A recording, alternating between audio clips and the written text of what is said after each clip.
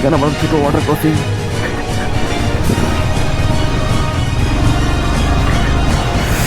নিজে থেকে একটু হাতটা শেক করে নিই, কিচ্ছু হয় না। তো আমরা এখন হোটেল থেকে বেরিয়ে যাচ্ছি। বাইকটা সকালে কোল্ড স্টার্ট দিয়ে নিয়েছি। ও ওটা আরে ওই যে এই ডাকনাটা এই দাদাদের বাইকটা। ও আচ্ছা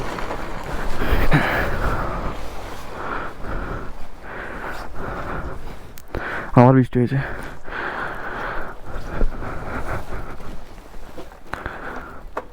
তো চলো বেরিয়ে পড়া যাক লাচিন টু গুরুদম্মার লেক। তো আমরা লাচিনের হোটেল থেকে বেরিয়ে এখন যাচ্ছি গুরুদম্মার লেকের দিকে। আর এখন ওয়েদার কিন্তু খুবই খারাপ, খুবই খারাপ। বৃষ্টি হচ্ছে এখন হালকা হালকা করে। আর আমরা হাতে ভেতরে একটা ডবল গ্লাভস পরে আছে, কিন্তু তাও হাত পুরো জমে আছে বরফের মতো। আর দুটো গেঞ্জি পরে আছি, মানে একটা হাফ হাতা গেঞ্জি, তার উপরে একটা ফুল হাতা গেঞ্জি, তারপরে একটা জ্যাকেট, তার উপরে রাইডিং জ্যাকেটটা পরেছি। এবার বেশি কিছু তো পরা যাবে না, কারণ আজকে হাই অল্টিটিউডে যাব আমরা। তো ওখানে বেশি টাইট জিনিসপত্র পরলে বা অনেক কিছু পরলে তখন একটা অস্বস্তি হতে পারে, কষ্ট হতে পারে। এমনি ওখানে অক্সিজেনের লেভেলের মাত্রা কম অনেক।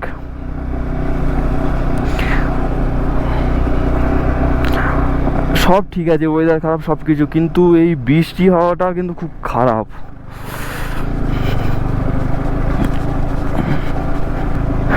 আর বৃষ্টির জন্য কিন্তু আমাদের কাছে সেরকম কোনো প্রিপারেশন নেই। আপাতত একটা ছাতা আছে, আর রেনকোটটা ছিল, ওটা আমি রেখে এসেছি হোটেলে। কারণ একটাই রেনকোট আনা হয়েছে, একটা আনা হয় আমার জন্য, আনা হয়নি রেনকোটটা।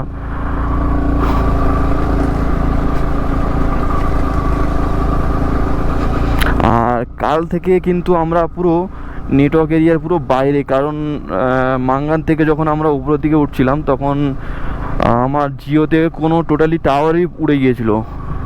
এবার এক্সট্রা একটা এয়ারটেল সিম আনা হয়েছিল, সেটাতে তাও চলছিল। তো সন্ধ্যের পর থেকে সেটাও পুরো আউট হয়ে গিয়েছে। কাল সন্ধ্যের পর থেকে এখনও পর্যন্ত ওই সিমে কোনো সিমেই কোনো নেটওয়ার্ক নেই। আর আমরা এখন যাচ্ছি, মানে এদিকে তো একটাই রাস্তা হয়, এবার একটা দুটো রাস্তা হয়তো কাটাওয়ার দিকে বা কালাপাত্রার দিকে ধরো ভাগ হয়ে যাচ্ছে।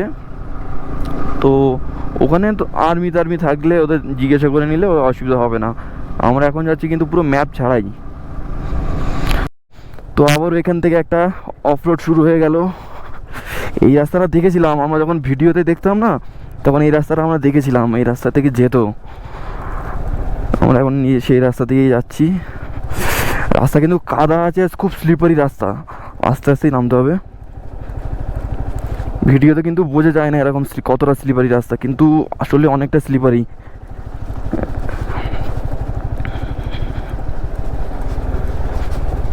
অনেকটাই স্লিপারি আছে, অনেকটাই।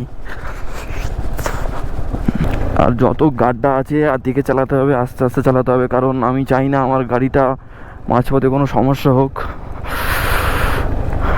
কারণ এই একটাই গাড়ি আমাদের ভরসা,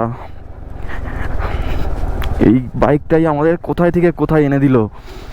তো এই গাড়িটাকেই ভালোভাবে রাখতে হবে, তাহলে আমরা আবার সেফলি বাড়ি ফেরত যেতে পারবো।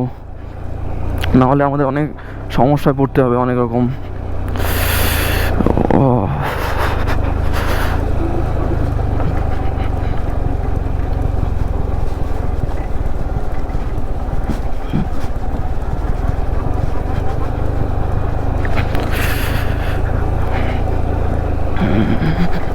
ভাই এখানে কি ডেঞ্জারাস অফরোড রে! সামনে মনে হচ্ছে অনেকটাই নিচু আছে, কারণ সব এক এক করে নামছে। তো দেখি,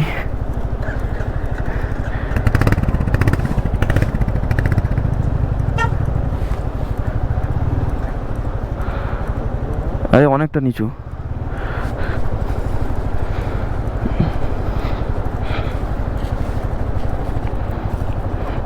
ভাই ভাই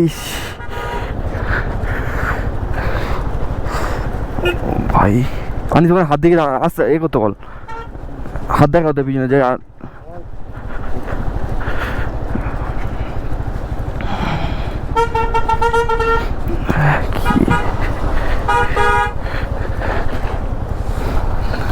আছে? হ্যাঁ, চার চাকাগুলো আগে ছেড়ে দিই বাবা, ওদের কোনো সমস্যা হবে না, যত সমস্যা বাইকারদের হবে। হ্যাঁ হ্যাঁ হ্যাঁ,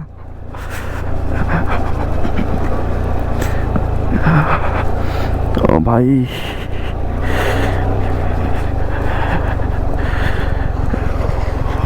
ভাই ভাই এত ঠান্ডা এক্সপেক্ট করিনি এটা। ও এখানে আমার ছোটো ওয়াটার ক্রসিং।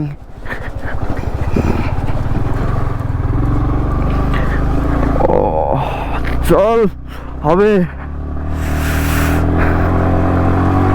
চলো বাবু তুমি পারবে, চলো। ও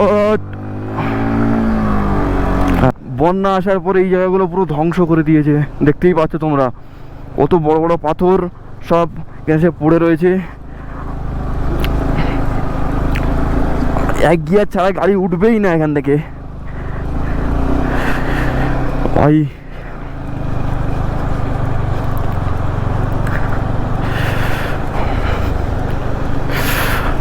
ভাই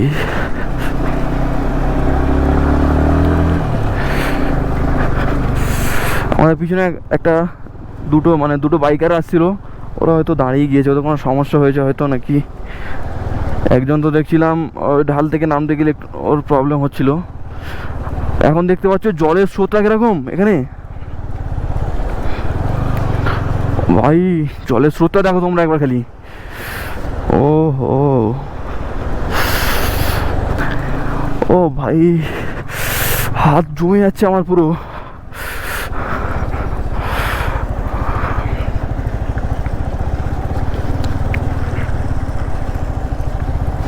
আর সেরকম প্যাচ প্যাচে কাদাও এখানে আছে।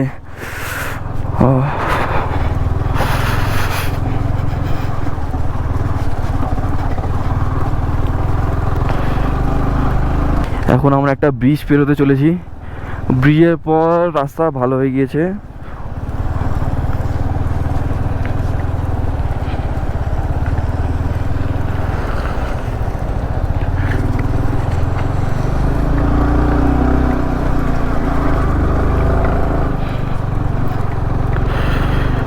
কি সমস্যা হলো আবার?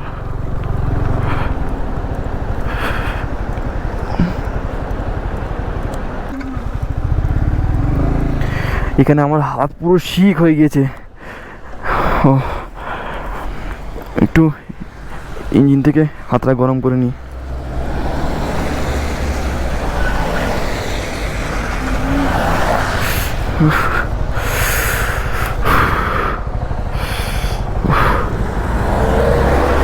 এখানে সব দেখতে পাচ্ছ, সব ফোর হুইলার সব একের পর এক যাচ্ছে।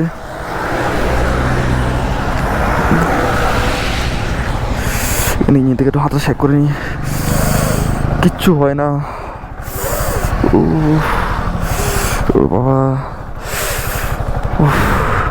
হাত পুরো শিক হয়ে গেছে আমার। ও এবার একটু শান্তি আসছে।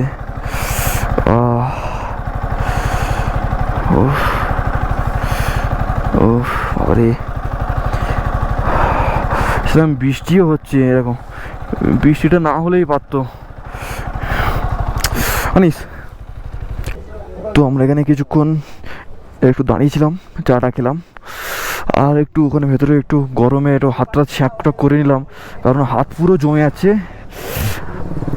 একটু হাতটা শ্যাক করে নিলাম কারণ এতটা ঠান্ডা এখানে, মানে আমার কোনো জায়গায় ঠান্ডা লাগছে না। ভেতরে অনেকটা মোটা মোটা জিনিস পরে আছি, জ্যাকেট, মোটা মোটা সোয়েটারও পরে আছি, অতটা অসুবিধা হচ্ছে না। রাইডিং জ্যাকেট, প্যান্ট, শুজ, শুধু সমস্যা হচ্ছে হাতটা খুব জমে যাচ্ছে। এতক্ষণ তো এসেছিলাম তো পুরো জমে গেছিলো এখানে, তাও হাতটা একটু শ্যাক করে তাও ঠিক আছে এখন। ও বস, আর এখন থেকে আমি বেরিয়ে যাই। আর এখান থেকে গুরুদম্মার লেক আর খুব জোর 45 থেকে 50 মিনিট। মানে জিজ্ঞেস করলাম একজনকে, তা ওনা বললো যেখান থেকে প্রায় 40-45 মিনিটই লাগবে, আর বেশি লাগবে না। তো যাই, এখনও কিন্তু বৃষ্টিটা কমেনি, এখনও টিপ টিপ টিপ টিপ করে বৃষ্টি হয়েই যাচ্ছে। বৃষ্টিটা না হলেই পারতো। বৃষ্টিটার জন্যই যত সমস্যা, আমার ক্যামেরা ট্যামেরা সব ভিজে যাবে। ভিজে যাবে কি ভিজে যাচ্ছে। আমার গাড়ির সাথে কি হচ্ছে আমি নিজেও বুঝতে পারছি না। আমি সেই কালকে মাঙ্গান থেকে লাস্ট তেল ভরেছি মাঙ্গান থেকে লাচেন এলাম, লাচেন থেকে এখন এই গুরুদম্মা এলাম, এখনো পর্যন্ত একটা দেখো তেল কমছে না। দেখতে পাচ্ছ তোমরা, এ দেখো একটা দেখো তেল কমেনি। জানি না কি হয়েছে। উফ, কিছু কিছু জায়গায় বরফ দেখা পাচ্ছি অল্প অল্প। উফ, যেন সামনে আরো বরফ দেখা পাই। এখানে কিন্তু প্রচন্ড ঠান্ডা, মাইনাসে মনে হয় মাইনাসেই হবে, কারণ বরফ জমে আছে। দেখো ওই পারে হয়তো গোপ্রোতে দেখা যাচ্ছে না, কিন্তু ওপারে বরফ দেখতে পাচ্ছি আমরা।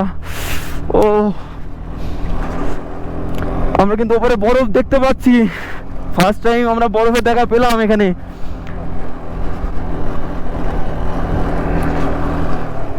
আমরা কোথায় আছি তোমরা দেখবে একবার। এই দেখো বরফে মোড়া পুরো পাহাড়।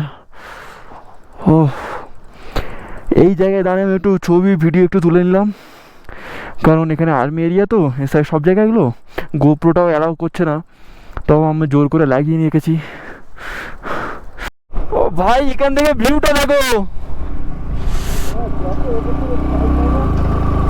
হ্যাঁ, ও ভাই ভিউটা দেখো।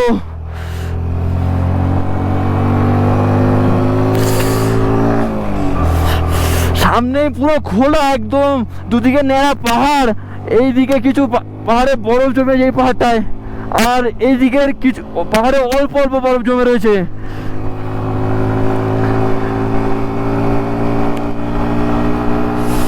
আর গুরুদম্মার এখান থেকে আধ ঘন্টা, আর্মি অফিসাররা বলে দিল এখান থেকে আর আধ ঘন্টা গুরুদম্মার লেক।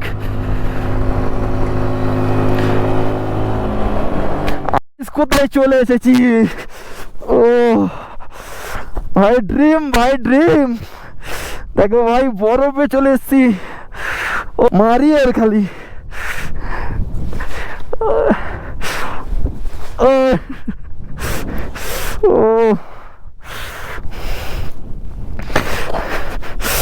ও ভাই, যে আমাকে এত দূর এনেছে তাকে একটু বরফ দিয়ে। ও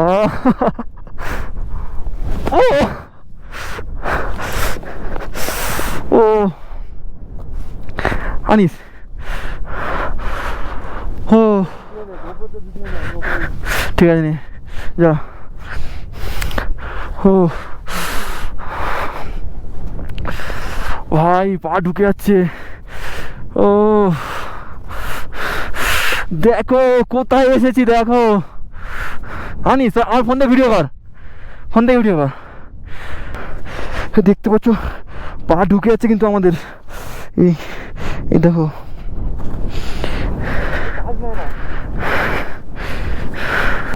তো এখান থেকে আর গুরুদম্মার লেক আর 1 কিলোমিটার, মাত্র 1 কিলোমিটার আমরা চলে এসেছি কিন্তু ফাইনালি গুরুদম্মার লেক।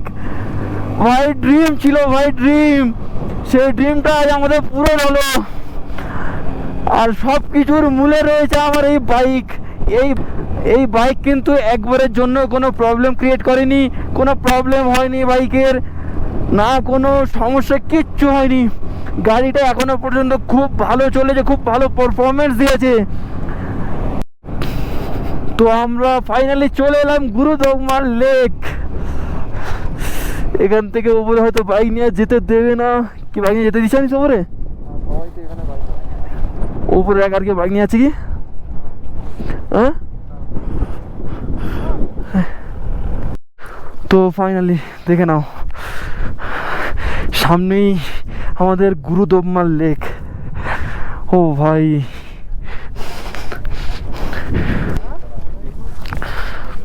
ও গুরুদম্মার লেকের কিন্তু একটা সাইডে প্রায় জমেই রয়েছে। ও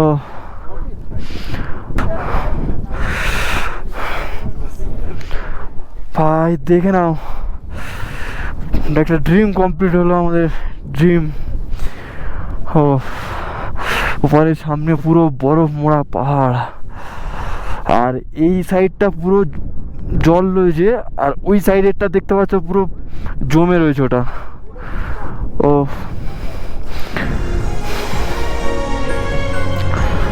ও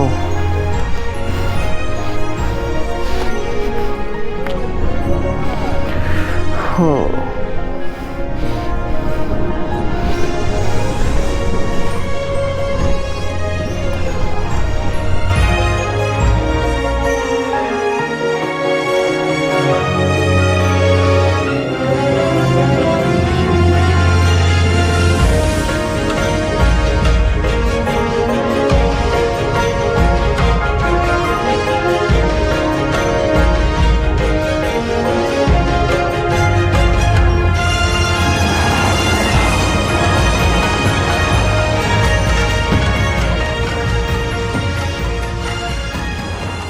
তো ফাইনালি আমরা গুরুদম্মা লেক থেকে বেরিয়ে যাচ্ছি এবার আস্তে আস্তে, মানে নেমে যাচ্ছি নিচে। দেখতে পাচ্ছ এই পার্কিং আছে নিচে, কারণ যেহেতু এখন ভিড়ের কারণে বাইক নিয়ে উঠতে দেয়নি, বাইক নিচে পার্ক করে তবে উঠতে হবে। তো আমাদের আপাতত কোনো সমস্যা হয়নি অক্সিজেনের, শুধু অক্সিজেন ক্যানটা ক্যারি করলাম যাতে এমার্জেন্সি পারপাসে আমরা ইউজ করতে পারি, যাতে কোনো সমস্যা না হয়। আর জাস্ট ইউজ করেছি এক দুবার, জাস্ট ওটা ভিডিওর জন্য, তাছাড়া এমনি কোনো সমস্যা হয়নি। কারণ আমরা কোনো প্যানিক করিনি, কোনো লাফালাফি করিনি, জাস্ট নাকটা মুখটা পুরো অসাড় হয়ে যাচ্ছিলো। হাত তো আর বলে লাভ নেই, হাত পুরো অসাড়, হাতে রক্ত চলাচল মনে হচ্ছে বন্ধই হয়ে গেছে ভাই, হাত আমি সোজা করতে পারছি না।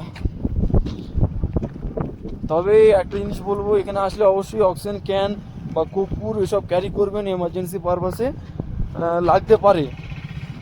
বেশি প্যানিক না করলে আশা করছি লাগবে না। আর ভাই একটা ড্রিম কমপ্লিট হলো আমাদের।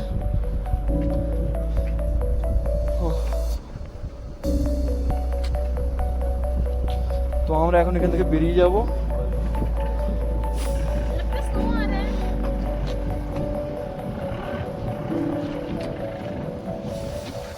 তো চলো টাটা, বেরিয়ে যাই এখান থেকে।